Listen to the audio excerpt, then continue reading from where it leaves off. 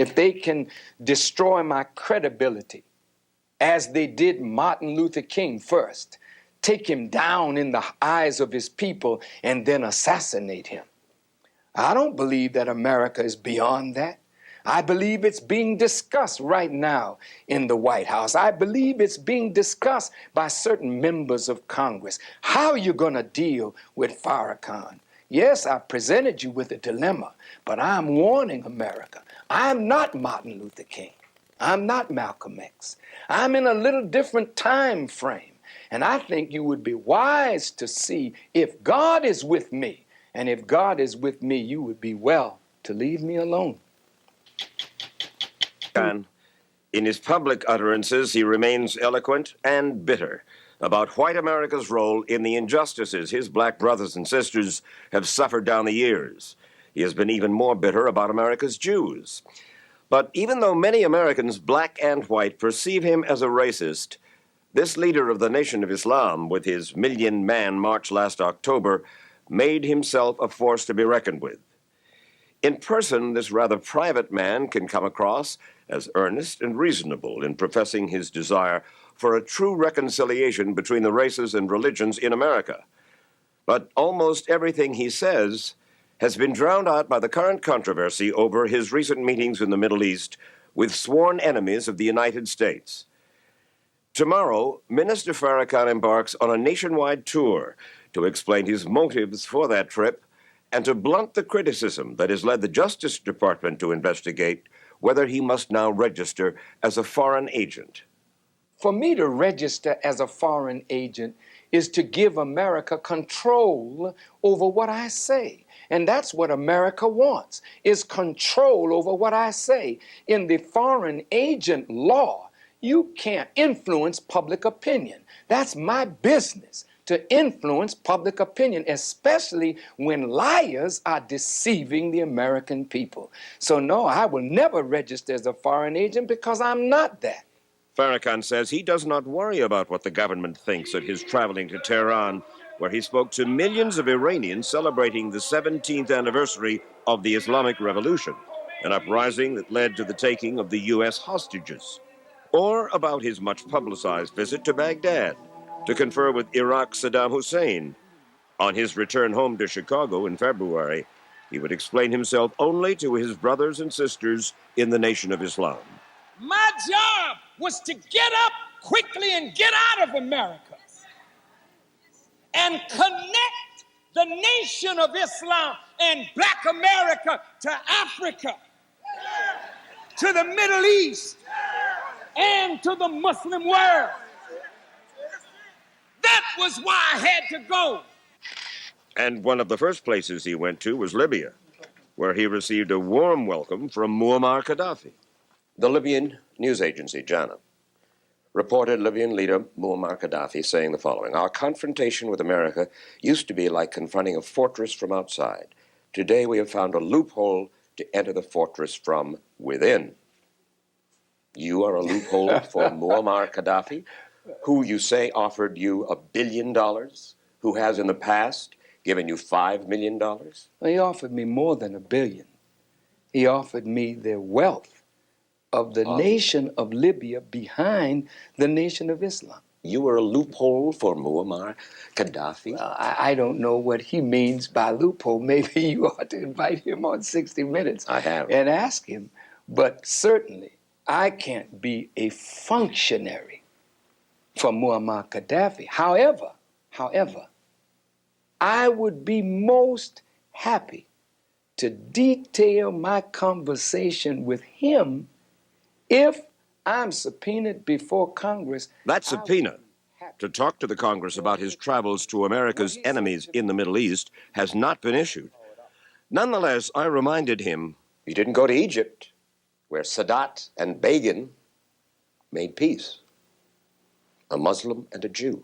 Didn't go to Jordan, where King Hussein and Shimon Peres have made an accord. Didn't go to Israel, where Arafat and Rabin finally shook hands, instead of just going to a lot of dictatorships. To go to a democratic country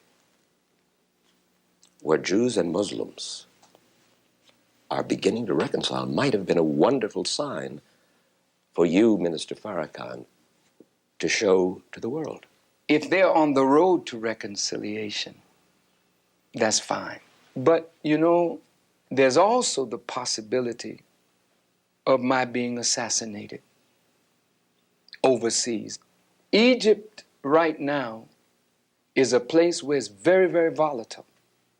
And I thought that in that surrounding, it might not be the best place for me at this time.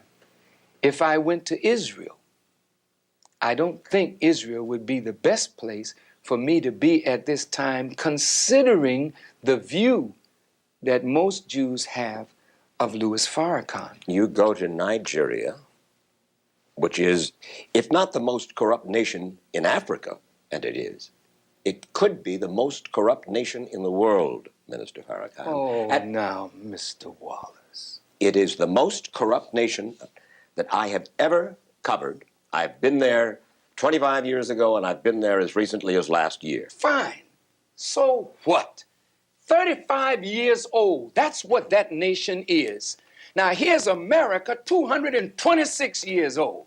You love democracy, but there in Africa, you're trying to force these people into a system of government that you just have accepted. 30 years ago, black folk got the right to vote. You're not in any moral position to tell anybody how corrupt they are. You should be quiet and let those of us who know our people go there and help them get out of that condition. But America should keep her mouth shut wherever there's a corrupt regime, as much hell as America has raised on the earth. No, I will not allow America or you, Mr. Wallace, to condemn them as the most corrupt nation on earth when you have spilled the blood of human beings. Has Nigeria dropped an atomic bomb and killed people in Hiroshima and Nagasaki? Have they killed off millions of Native Americans? How dare you put yourself in that position as a moral judge? I think you should keep quiet, because with that much blood on America's hands, you have no right to speak. I will speak because I don't have that blood on my hand. Yes, there's corruption there. Yes, there's mismanagement of resources. Yes, there is abuse. There's abuse in every nation on earth, including this one. So let's not play holy to moralize on them. Let's help them. I'm not moralizing. I'm asking a question, and I got an answer. Why would you put it as the most corrupt regime in the world? That doesn't make sense. Can you think of one more corrupt? Yeah, I'm living in one. I'm living in one. Yes, you've done a hell of a thing on this earth, so you should not be the one to talk. You should be quiet when it comes to moral condemnation, in my judgment. I didn't mean to be so fiery. No, that's good. That's good. That's my passion. I first recognized the passion of the black Muslim movement and Louis Farrakhan way back in 1959 when I anchored a broadcast entitled The Hate That Hate Produced. The black Muslim meeting we filmed included a mock trial, a kind of passion play, where the white man was judged for crimes against the black race. The voice you will hear is that of the prosecutor. This tape will show you why white America was worried about the black Muslims. I charge the white man, ladies and gentlemen of the jury, with being the greatest murderer on earth. I charge the white man with being the greatest peace breaker on earth. I charge the white man with being the greatest adulterer on earth. I charge the white man with being the greatest troublemaker on earth. So therefore, ladies and gentlemen of the jury, I ask you, bring back a verdict of guilty as charged. I'm sure you remember that. You wrote it. Yes. And you believed that then? Oh, yes, I believe it now. History is not false. If he says that the white man did all these things, I did not write the white man's history. That history is written in murder, in the bloodshed of the darker peoples of the world, and even in the bloodshed of your own people. Back at that time, Elijah Muhammad, the man whom you revere and still regard as the Messiah, in a certain sense, no? Yes. He wanted a separation. I couldn't even talk to him. Do you still believe in separation of the races? I believe, Mike, that if we can't get along in peace, then we should separate. We have serious differences that are exacerbated now over time between black and white. The question that we have to answer, are those differences irreconcilable? Are they? I don't know. Have we tried as hard as we could to reconcile them? And if we have, and we cannot, then separation would be the best answer. But you are suggesting that it's basically the white man's fault. Oh, no, Mr. Wallace. I'm not going to say that. Because justice would not be served if I said it was all the fault of white people. Reason that we have to take some blame in this ourselves. As black people, we can't sit around waiting for white people to do for us what we should be doing for ourselves. And our failure to do this is our fault. White folk have done bad by us in the past. Yes, that is true. And they do some bad by us today. But if we did better by ourselves today, we could help to reconcile this difference. Farrakhan's call for black men to do better for themselves was the theme of his Million Man March. Last fall, he called black men from all across America to come to Washington for a Day of Atonement. And they came. His message? Change your lives. But after the march, he says, he was depressed, somehow sad, hurt by the mainstream media who he felt failed to give him proper credit for his extraordinary accomplishment in organizing the march. He withdrew to the Nation of Islam's compound in Phoenix, Arizona. He disappeared from the public eye for almost 3 months. Then he reemerged for that tour of Africa and the Middle East. To observers like Dr. C. Eric Lincoln, a distinguished black historian and professor emeritus at Duke University, who has studied the Nation of Islam since the 1950s, Farrakhan's trip squandered a great opportunity. Professor Lincoln told me He was disgusted with your trip to the Middle East and to Africa. He said, he blew it, you. After the Million Man March, he feels that you had what you were after. You had put yourself in the position as a leader of the entire black community in America, which you had never had before, and then that you just threw it away with the trip to Africa. You know. Now, this is from a man, Yes. scholar, been a guest in your home, Yes. loves you and your wife. And I love him. Let me say this. There are many people like Dr. Lincoln who think just like that. They were hurt because they watched my struggle. And they said, now he has arrived, okay? Right. And they felt not only that I had arrived for me, I had arrived for them because secretly they have wanted to embrace Louis Farrakhan. And just as they were about to put their arms around me, I went to Africa and the Middle East. And to quote them, I blew it. You spoke, in their view, against your own country. You know, some of your best patriots are those who never went along with the government position. Listen, everyone that stepped back from me, they didn't run away. They're behind a tree looking. Is he going to make it? How's he going to get out of this one? Oh, my God, I'm not a politician. I don't do what people think I should do. I do what God inspires me to do. Which one of these leaders would have asked me to call for 1 million men to come to Washington? Not one. That was an inspiration from God that I followed, and they all applauded. Great thing you did. Mm-hmm. God inspired me to get up and leave this country, and before long, those same critics will say, I was wrong, Farrakhan. I want to show you now, Minister Farrakhan, an excerpt from your speech, Savior's Day in Chicago, a couple of months ago. I know you want to kill me, but I just raised the price. You want me dead, but you gonna pay a price to get that result. Who wants to kill you? Why? I believe that conversation is raging right now in government circles because I appear to be interfering with America's foreign policy objectives in Africa and in the Middle East. They want me kind of silenced or muzzled, and if they can destroy my credibility, as they did Martin Luther King first, take him down in the eyes of his people and then assassinate him. I don't believe that America is beyond that. I believe it's being discussed right now in the White House. I believe it's being discussed by certain members of Congress. How are you going to deal with Farrakhan? Yes, I presented you with a dilemma, but I'm warning America. I'm not Martin Luther King.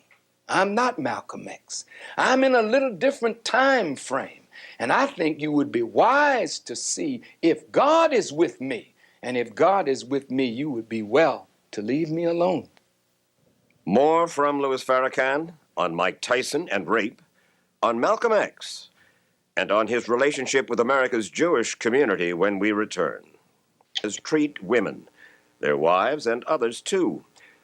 I asked him why he had recently gone to Las Vegas to watch a convicted rapist, Mike Tyson, fight for the heavyweight title.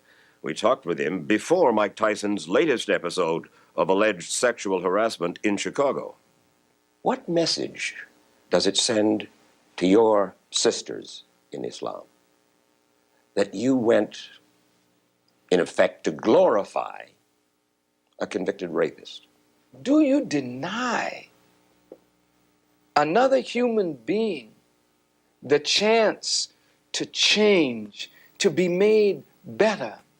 Before Mike Tyson went to prison, he visited me.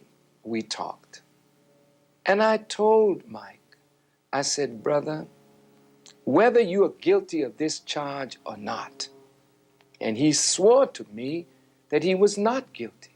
I said, but whether you're guilty of this charge or not, you have been abusive of women. I said, you know, with me, rape is a crime for which I believe the death penalty should be applied. Because what you've done to the woman, only God can bring her back from that.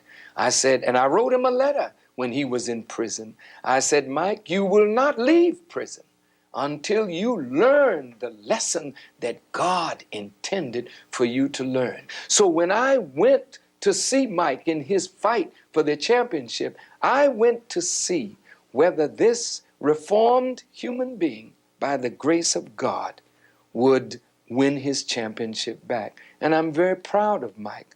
I'm very proud of the change that he has made in his life. You were brought up as an Episcopalian? Yes, sir. By your mother? Yes, sir. And your father, what did you know of your father? Very little. Very little. He was from the Caribbean, from the island of Jamaica, a very light-skinned black man who I believe had white parentage, black and white parentage. He was a philanderer, if you pardon the expression, and my mother broke up with him and reared us by herself. Did you miss not having a father? Yes, but my mother was so strong. She was both mother and father. And that's true in the black community in America today. No. Yes, it is. My dad liked women, and I don't know too many men who don't. But my mother loved her children and did her best to make a future for us, and for that, I am eternally grateful. It was his mother who encouraged him to play the violin, which he still plays today.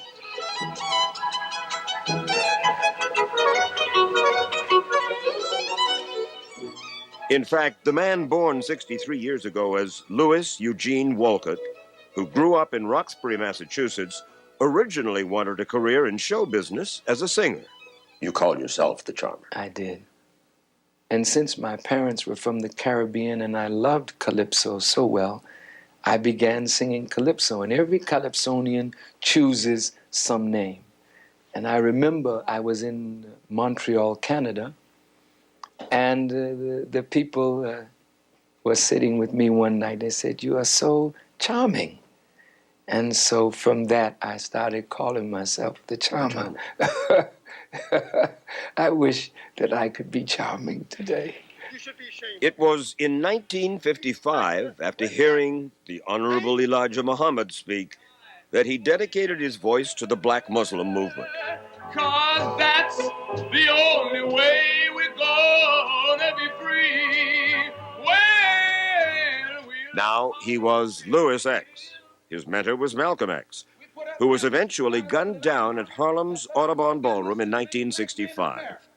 Farrakhan has steadfastly denied any involvement in that murder.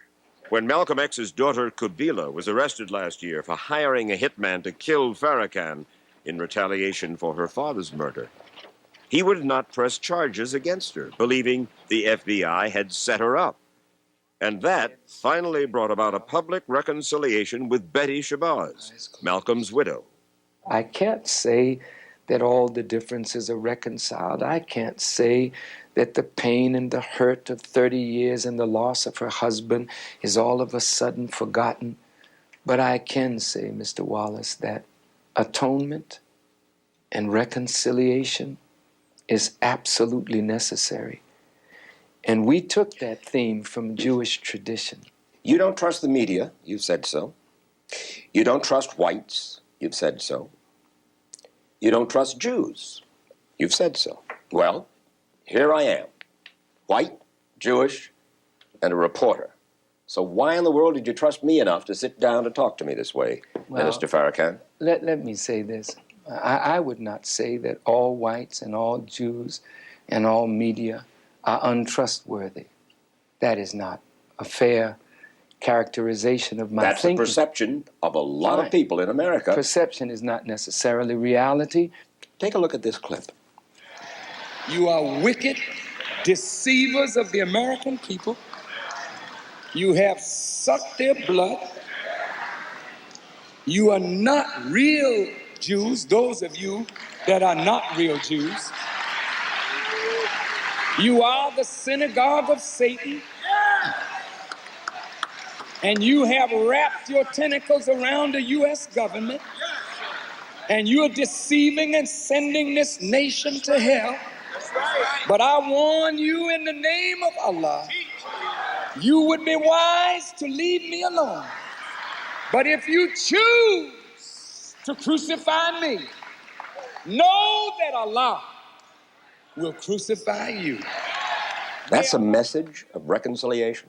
It's bound to be perceived as anti-Semitic, and you know it, and you do it over and over again. I quoted, the synagogue of Satan is part of a scripture in the book of Revelations, the 2nd chapter and the 3rd chapter. It says, and I quote, "Those who say they are Jews and are not, I will make them of the synagogue of Satan." The people you're talking to there, the people who saw that on television, they aren't students of the Bible as you are. They don't know the scripture as you do. What they hear, what I heard, was overtones of absolute, you were sticking it to the Jews once again. In reality, Mr. Wallace, you know, I've heard whites and Jews say they're good and bad in every race. Yeah. And if they're good and bad in every race, does that not apply to Jews? Are Of there good course. Jews and are there bad Jews? And if there are good Jews, what constitutes a good Jew? Give me a list of a half a dozen good Jews. No. Only God knows who the good are. There are good appearing Muslims, there are good appearing Christians, there are good appearing Jews, but God knows who is good. And so the good are those who live by the standard that makes you a Jew. Once you deviate from that standard, you're not a Jew anymore, from my vantage point. Have you talked about bad Muslims? Of course. Who? There are bad Muslims. There are Muslims who deviate from the path of God. I'm not anti-Semitic. I do not hate Jews. I want this to be very clear. I do not hate Jews. I do not hate people because their skin is white. What I hate is evil and injustice and exploitation, whether a black does it, whether a white does it, whether a Jew, a Muslim, or a Christian does it. And Farrakhan, despite all his past rhetoric, now says he wants to make a genuine effort at reconciliation with the Jewish community in America. I am willing to visit the board of rabbis in any city in America, sit down and talk with those scholars of Judaism. I am willing to visit a synagogue and speak to the Jewish people, because I do not want Jewish children to believe that they have somebody who, if he comes into great power, will put them in ovens. I don't want that for my children. I don't want that for your children. And if we don't want that for our children, then the question is, what are we willing to do today to stave off any ugly future? Have you made that kind of a suggestion before, Minister Farrakhan? Yes, I have. And what has been the response? Well, there are always preconditions. Well, Farrakhan, if you tone down your rhetoric... Well, you sure haven't toned down your rhetoric. I can't tone down what I believe to be truth. And if it's truth and if I'm in error, how am I going to know that? Unless there's a dialogue. And you say, no, Farrakhan, here's the truth. And if you can show me that I love truth, and I hope that I'm humble enough to be open enough to see the truth if you show it to me. My Jewish friends will say, Wallace, come on, we've heard all this before.